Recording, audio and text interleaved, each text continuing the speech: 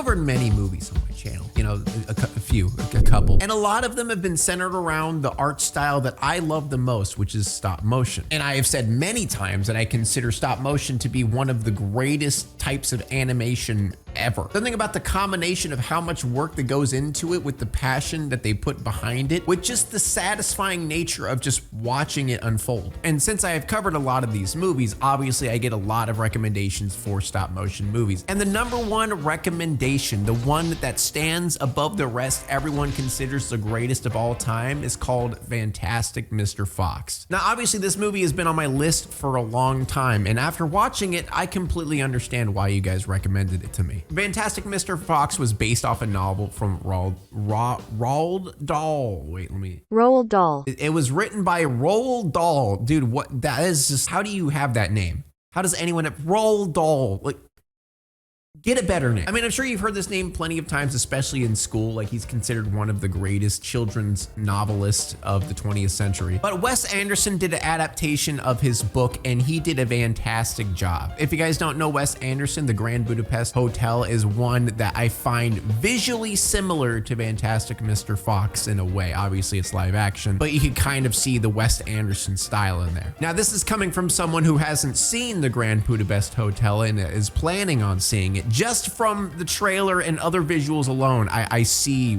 the Wes Anderson vibe. But anytime I hear about Fantastic Mr. Fox, the only thing I hear about is how incredible it is. It's the greatest movie of all time. Oh, what? You say that Coraline's the best? Well, obviously you haven't seen Fantastic Mr. Fox. People love this movie, and they let me know a lot. Stop. I'm reviewing it, okay? You can stop now. And I feel like that hype that everyone gave me in those recommendations, calling it the greatest movie of all time, over and over and over, has pushed me to not want to watch this movie. Is that weird? Does anyone understand what I mean by that? When someone tells you to do something over and over, it just makes you not want to do it as much. I went into this movie very skeptical because, let's be real, a lot of times when people overhype something, it tends to just ruin the vibe of the movie and it doesn't, you know, land. But after watching this movie, the only thing that I think I could say after it is, are you cussing with me? Are you cussing with me? There's something so comforting and satisfying about this movie, because this is some of the best stop motion I've seen in a movie. It's what the cool kids would call camp. That's a thing, right? People use that term for like campy movie, like vibey movie.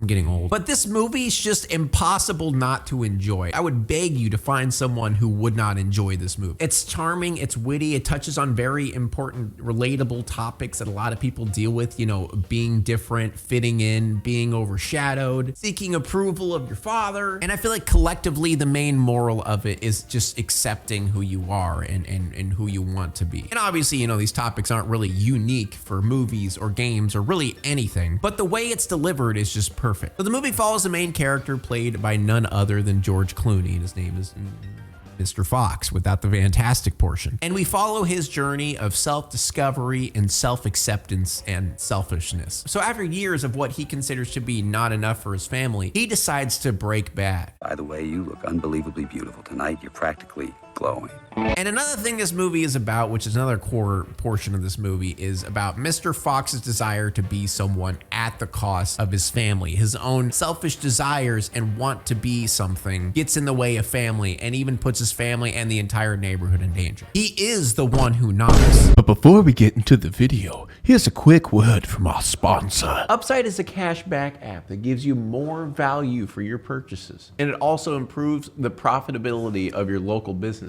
And all you have to do in this app is, before you get groceries, before you get food, before you get gas, open it up, see what deals are available, and claim it. For example, I could save 35 cents per gallon at a gas station near me. And all you have to do is pay with the credit or debit card, get the receipt, take a picture of it, upload it, and then you get that cash back on the app that you could transfer to your PayPal, your bank account, or whatever. And me personally, I've been using it before every time I go out to get gas or maybe even to get groceries, because I mean, with how times are now, yeah, saving a little bit of money is nice. And also, users earn 3 times more cash back than any other product. Honestly, I highly recommend that you guys use this app. It really is a lifesaver. To get started, download the Upside app in the App Store or Google Play. Use my promo code Bionicpig and you can get $5 or more off on any first purchase that's above $10. You should do it.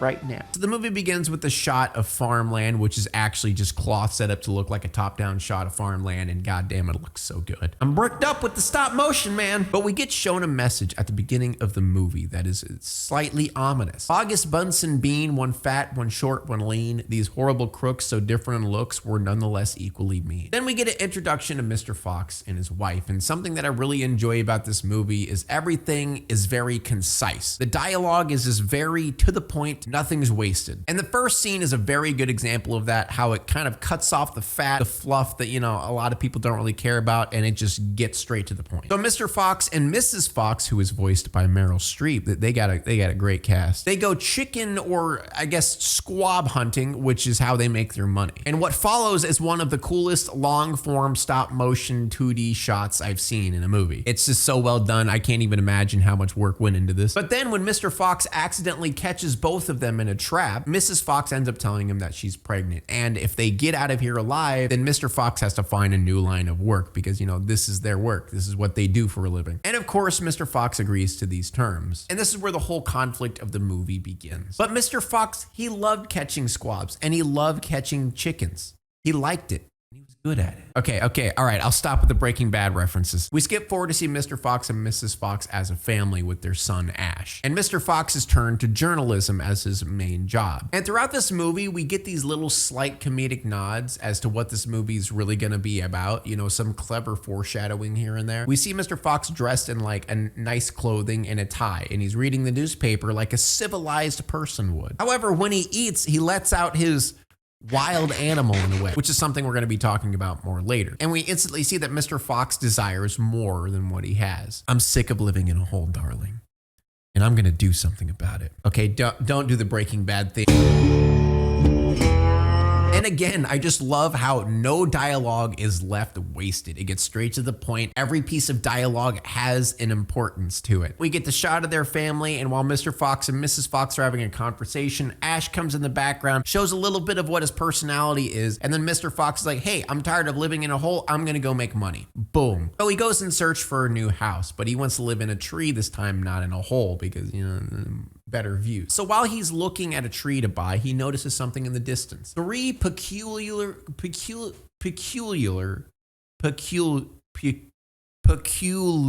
interesting farms. And that gives him an idea. He needed to make more money, and now he has a way. So he goes to his attorney, which happens to be Badger, Beaver, and Beaver. And instantly Badger, who is voiced by Bill Murray, by the way, again, awesome cast, tells him how terrible of an idea this is. For him being a fox and also being next to three of the most dangerous farmers who ever lived. August Bunsen Bean, you know, just like the little rhyme at the beginning of the movie. And he goes on to describe each one and even shows a little jingle that the human children made about them from them being, you know, so mean. August Bunsen Bean, one fat, one short, one lean. These horrible crooks are different in looks, but nonetheless equally mean. Bogus is the fat chicken farmer. Bunce is the short enough that he can't touch the bottom of the shallow end of a pool, and he's a duck farmer. And Bean, who is the meanest out of all of them, who does turkeys and also does alcoholic cider. And I just want to mention, it's crazy how realistic they made these human characters look. They did such a good job. I can't get over it. But even though Mr. Fox can't really afford the house, he's just dead set on getting it. And then we get one of my favorite scenes in the movie, and this is one of those instances where it shows a little bit of what the main story is about. So in the movie, instead of them actually cussing or saying cuss words, they just say the word cuss in cussing. So they both start cussing with each other. And this is another little part where we get a little glimpse of the wild animal side of both of them, where they start growling and scratching at each other. So he ends up convincing Badger to get the house, so they live in the house. And then we meet Chris Christopherson. Yes, the name was inspired by the actual actor. I don't really know if there's any resemblance Fox-wise, but yeah, it was inspired by him. But Christopherson is the cousin of Ash. And behind the main story of the movie, we have the side plot, which is the rivalry between Ash and Christopherson. And it's a pretty sad rivalry, as Ash, you know, is different as how they describe it. You know, he isn't really good at many things. He's not athletic, but Kristofferson, on the other hand, he's basically a genius when it comes to anything athletic. He's just a natural at everything. And this leads to Mr. Fox giving Kristofferson a bunch of praise, you know, talking about how great he is, while Ash just kind of sits over there being overshadowed by Kristofferson. Even though Ash, all he wants to do is just, you know, make his father proud and seek his father's approval. So throughout the movie, Ash is consistently mean to Kristofferson for something that Kristofferson can't control, because he's not even a mean fox. He's just naturally good at things and he can't help that. And something else I want to mention I really enjoyed about this movie is title cards. You know, I'm not really much of a sucker for when movies have title cards, but it fits really well in this movie. It's almost like setting up the movie in an episodic way. It's like I said before with the concise dialogue. Instead of like, you know, explaining what's going to happen, it just gives you a title of what's happening next so you already know what's going on. So Mr. Fox ended up hiring Kylie, who was the plumber that was working at the treehouse, for a big plan that he's doing. And obviously Mr. Fox's big plan is to break bad and steal chickens, ducks, and alcoholic cider from Bogus Bunsen bean farmers in order to have extra money to, you know, cure his cancer. Save his family. It's not a Breaking Bad. It's not Breaking Bad. And that was actually the main reason he wanted that tree in the first place, because it was within distance of Bogus Bunsen bean farms. And so he could be a wild animal, a very selfish one at that, because it's one of those situations. Yeah, he is kind of doing it for his family to give them food and give them a lot of money, but at the same time, you know, he's selfishly putting his entire family at risk, you know, kind of like, don't do it. Don't do it. I'm not even going to say. And in the Ash Kristofferson case, we get a look at Ash at school, and obviously we can start to see that Ash is kind of a loser. Loser! Yeah, well, not me. I would never be a loser in high school. I was cool. But anyway, Ash's lab partner, Agnes, gets a crush on Kristofferson. You're supposed to be my lab partner. I am. No, you're not. You're disloyal. And not only that, but a bully starts making fun of Ash to Kristofferson because, you know, he's different. So anyway, the plan goes into motion for Kylie and Mr. Fox. You know, they get into Bogus Farm by spiking blueberries with tranquilizers to knock out all the dogs, get past them, and steal a bunch of chickens. And he wraps it, tags it, and makes it look like it's from a butcher shop so, you know, Mrs. Fox won't catch on. Where'd he go? You'll never find me, Mr. Pig.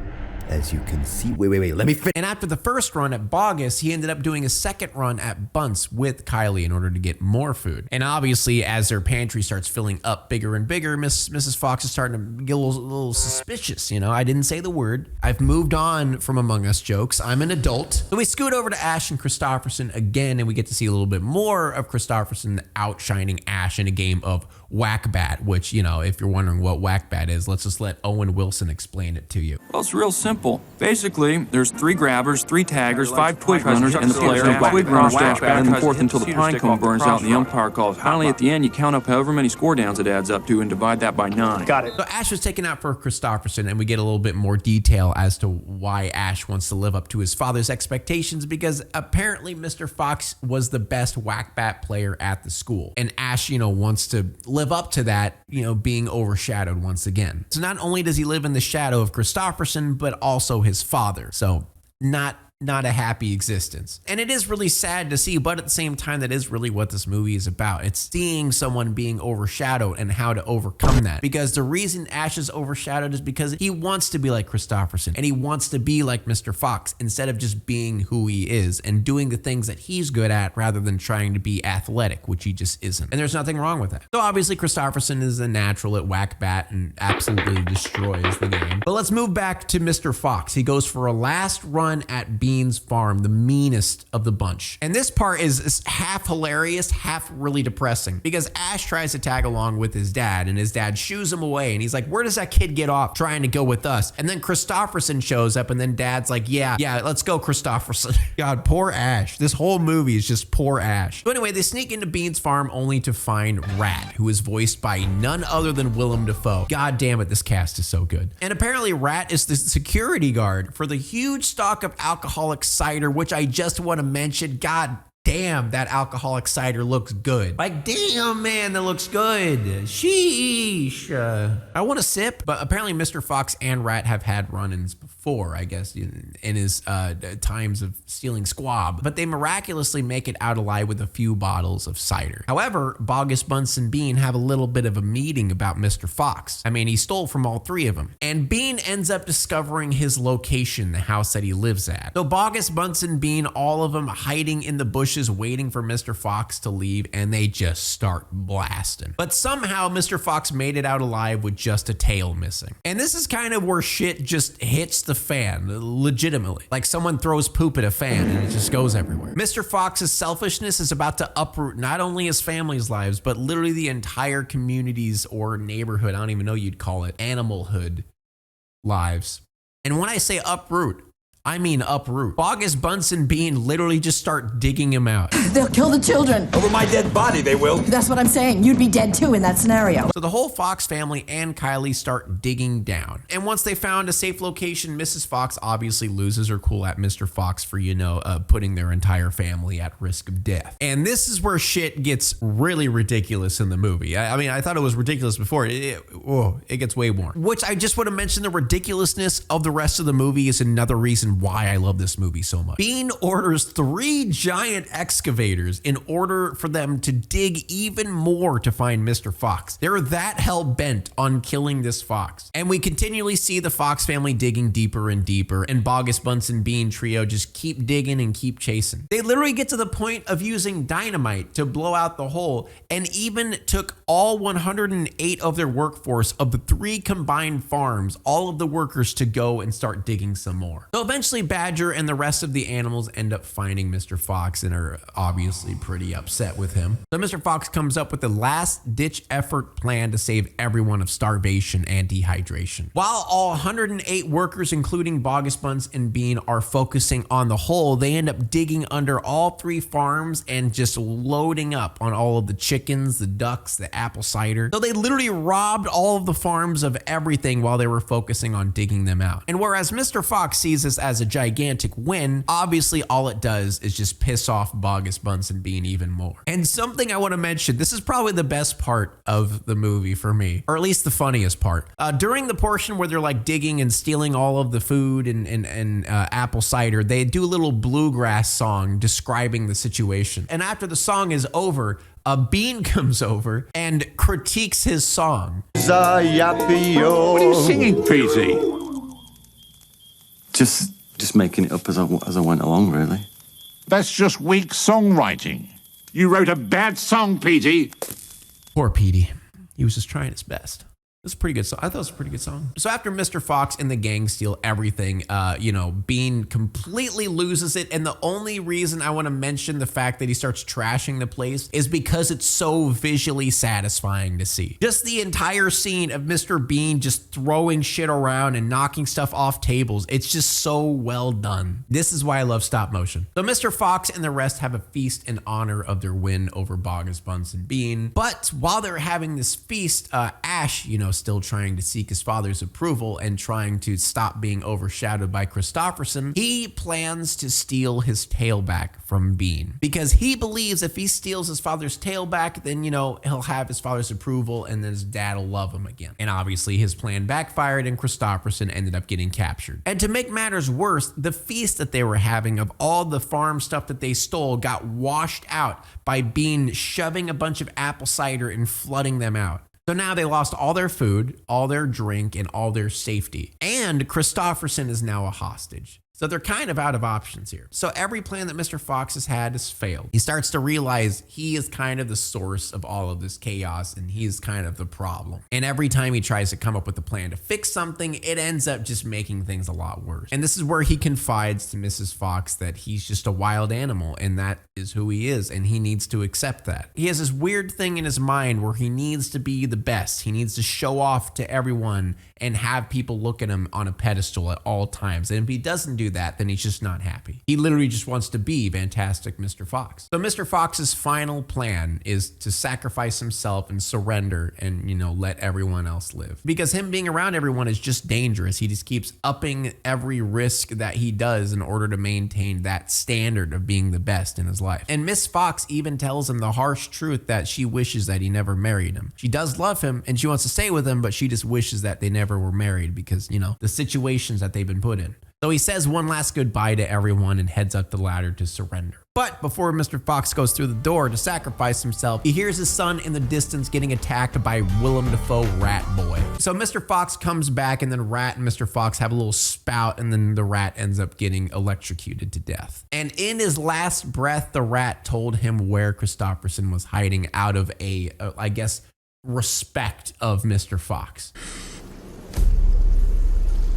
I want to take a pic. And with that information, he realizes he doesn't have to sacrifice himself. He's going to go for an all-for-broke rescue mission for Christopherson because let's be real, if he sacrifices himself, they'll probably just kill off Christopherson anyway. So they plan a rescue mission. And with this rescue mission, he wants to do something different. He wants to lean into everyone else's strengths as an animal, not as a lawyer or not as a real estate agent, but as an actual animal, their scientific nature. So he goes around and lists everyone's strengths in order to form a plan around all of them. So they send Bean a surrender letter and there is a final standoff with whispers of Bogus Bunsen Bean theme song in the background. It's so good. And I just want to mention that little graffiti cuss word in the background. I love it.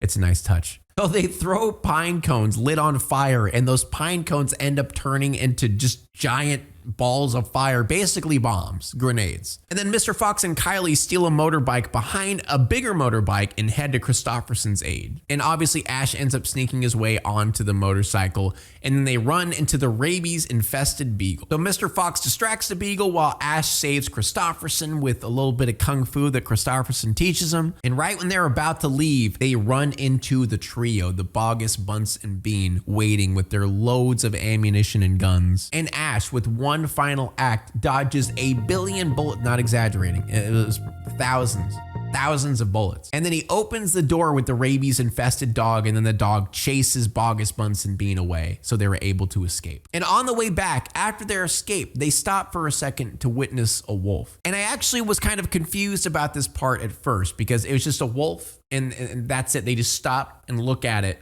And then the wolf gives them a fist up and then they drive away. But after watching it a few times, I start to realize what it really is. The wolf is the personification of wild, like what a wild animal is. He's just pure wild. Whereas Mr. Fox, he's a journalist, he's I guess you would consider a half human in a way. He has those human traits in this movie. But I think the wolf was raising his fist in respect of Mr. Fox's wild side, I guess you would say. But in the end, they all decide to live in the sewer, even though Bogus, Bunce, and Bean are just sitting at the sewer entrance waiting for them to leave when they obviously never will. And it's a very happy ending because they all find direct access to a supermarket and they all, dance the night away, happy ending. And I just want to mention, when everyone called this movie amazing, I was 100% expecting Mr. Fox to die. Now, the only reason I say that is just because, I don't know if it's just me, but every time someone tells me a movie's incredible, the greatest movie of all time,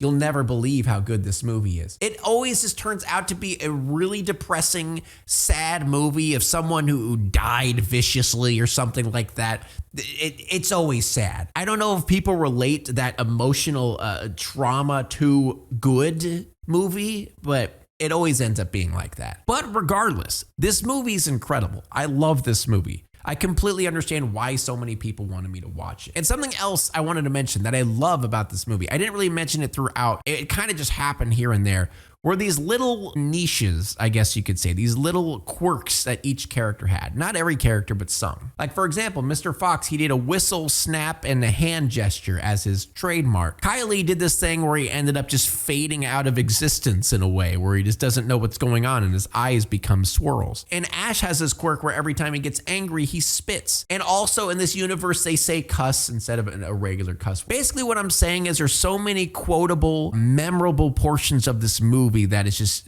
charismatic and fun. I think all in all, you could just call it charming. I think that's the best way to describe it. Like, not gonna lie, you're probably gonna catch me saying, "Are you cussing with me?" here and there. It's gonna stick with me. But if you have never seen this movie and you love the art of stop motion, please give yourself some time. Watch this movie. It's goddamn good. I'm glad I watched it. And thank you all so much for recommending this to me because, you know, maybe in the future I'll trust you.